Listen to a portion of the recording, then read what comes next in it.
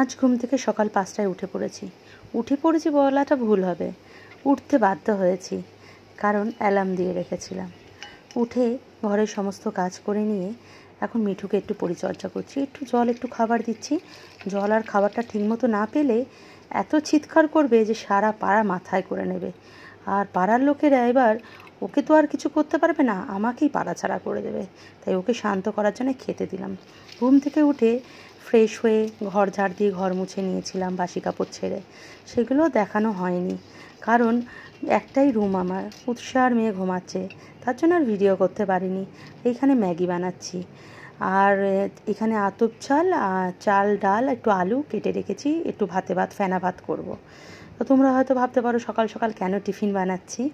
আজকের উৎসার নতুন স্কুলের প্রথম দিন, তার জন্য টিফিনে একটু ম্যাগি বানিয়ে দিলাম। আর এইদিকে দিয়ে দিচ্ছি একটু শসা, একটু পেঁপে। এমনি তো আমি মানসিক রুগী, তার মধ্যে উৎসাহ প্রথম দিন স্কুল যাবে, কি টেনশন যে চলছে, ভুলভাল কাজ করছি। সকাল থেকে জিনিসপত্র পড়ে যাচ্ছে, কোথায় কি রাখছি কিছু মনে করতে পারছি না, মানে এই টেনশানের চোটে। কারণ মেয়ে গাড়িতে উঠলে বমি করে, নতুন স্কুলে কিভাবে অ্যাডজাস্ট করবে, কি করবে না করবে, এইসব নানা রকম চিন্তাভাবনা, যেটা প্রত্যেক মায়েরই হয়ে থাকে। আর এইদিকে মেয়ের টিফিন বানিয়ে নিজে একটু জামা পরে নিয়েছি, যাতে আমিও বাস স্ট্যান্ডে যেতে পারি।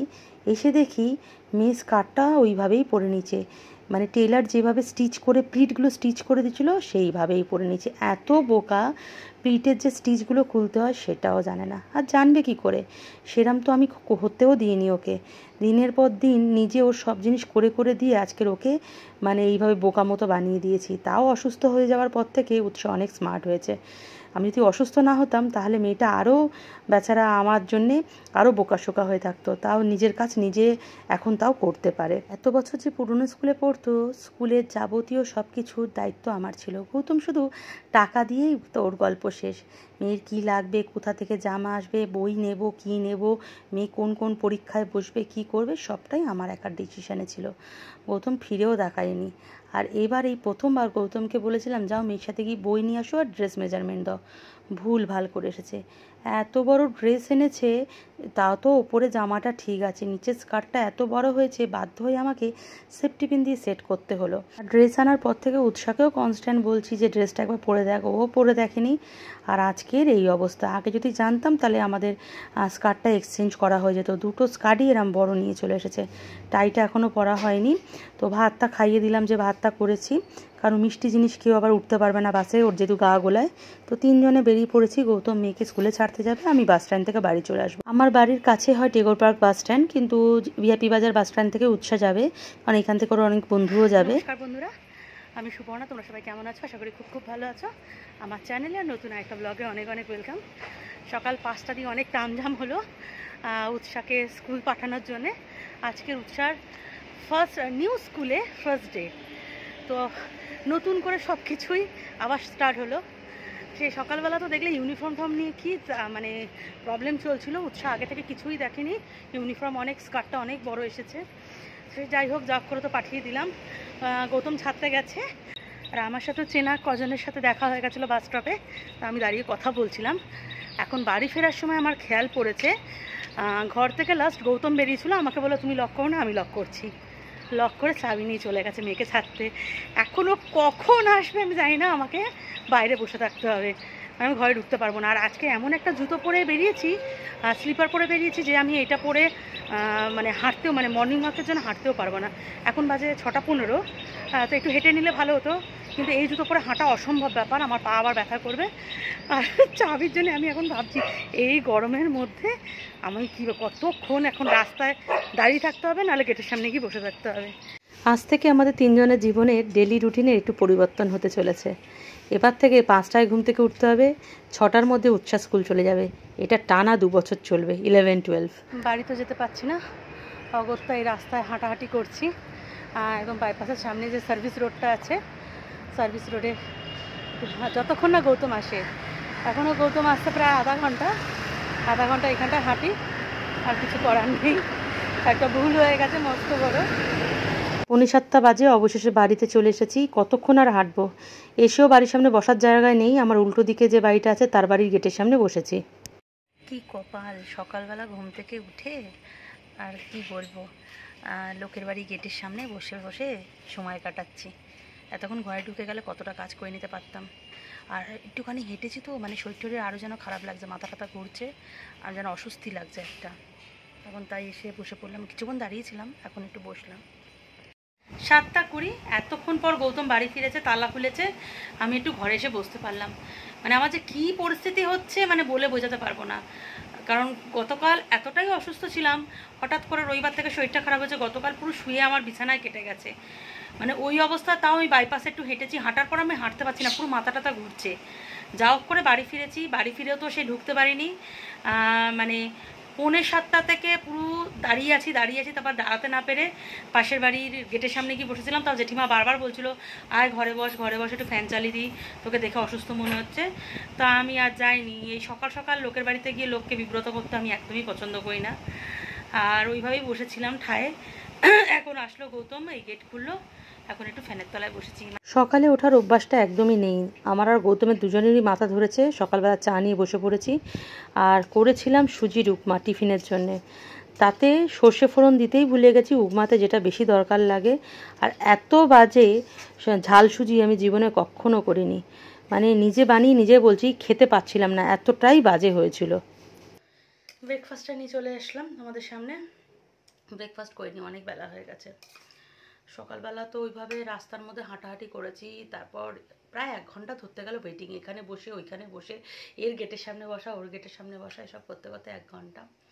তো শরীরটা আবার পেটটা ব্যথা, কালকে সারা দিনটাই পেট ব্যথা করেছে, আবার পেটটা ব্যথা শুরু হয়েছে, তার সাথে পা ব্যথা করছে, যেহেতু অতক্ষণ ঠায় দাঁড়িয়ে থাকা হাঁটা, তার জন্যে। আর কেন কি জানি বুঝতে পারলাম না, বমিও হচ্ছিল।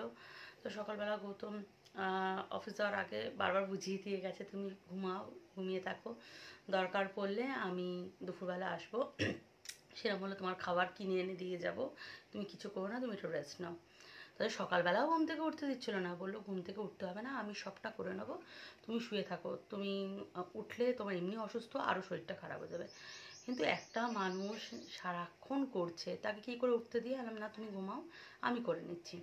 কারণ মেয়েকে দিতে গেল বেচারা, আবার আসলো, এসে নিজের কাজের জায়গাটা গুছিয়ে গাছিয়ে বিজনেসের জিনিসপত্র রেডি করে আবার অফিস গেল। অফিস থেকে 11টার সময় বেরোবে, আবার মেয়েকে নিতে যাবে, নিয়ে মেয়েকে বাড়িতে দিয়ে আবার অফিস যাবে। সেই মানুষটাকে যদি একটু 5টা মিনিট একটু বেশি ঘুমায়, তার শরীরের পক্ষে ভালো। সেই কথা ভেবে আমি উঠতে দিইনি আজকে গৌতমকে আমি 6টা বাজতে 10 মিনিটে ডেকে দিয়েছিলাম যে তুমি ওঠো, বাথরুম টাথরুম করে রেডি হয়ে নাও। আর গৌতম আমাকে বারবার বলছে সকালবেলা যদি তুমি না উঠে আমি উঠতাম তাহলে হয়তো তুমি বেটার থাকতে। এখন বর্তমানে এরম হয়েছে, একটা বাজে লাইফস্টাইলের মধ্যে দিয়ে আমি যাচ্ছি, বিশেষ করে ঘুমের দিকটা, রাত্রিবেলা একদমই ঘুম হয় না, কেন জানি না। উল্টো পাল্টা চিন্তাভাবনা, সেই চিন্তাভাবনার কথা বলে লাভ নেই, খুব বাজে বাজে চিন্তাভাবনা আসে, সারা রাত ভয়ে আমি ঘুমাতে পারি না। তার ফলে সকালবেলা যে সূর্যটা ওঠে, মানে ধরো 5:30, 5টা 5:30 কিংবা 6টা নাগাদ আমার ঘুমটা আসে চোখে, পুরো একদম নিশাচর হয়ে গেছি, প্যাঁচার মতো, রাত জাগি দিনে ঘুমাই। আর আমি এখন যে টাইমে ঘুমাতে যাই সেই টাইমে মেয়ে সেই টাইমে স্কুলে যাচ্ছে, তো সুতরাং আমার একটু প্রবলেম হবে, এই প্রবলেমটা কাটাতে একটু টাইম লাগবে, মানে এখন কিছুদিন এই প্রবলেমটা আমার চলতে থাকবে। তো যাই হোক, মানুষ অভ্যাসের দাস, মানুষ পারে না এমন কিছু নেই, সুতরাং অভ্যাস করতে করতে এটাও প্র্যাকটিস হয়ে যাবে।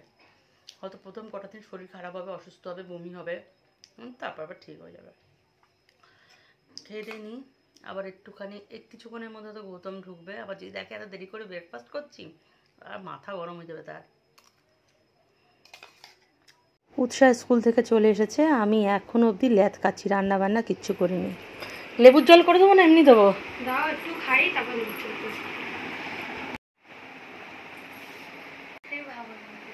আমি কি করবো মানে, তোর কষ্ট হচ্ছে কিনা বল, এতটা জার্নি করছিস, হচ্ছে না? ভাবো আমি তো বাসে ছিটে গেলাম।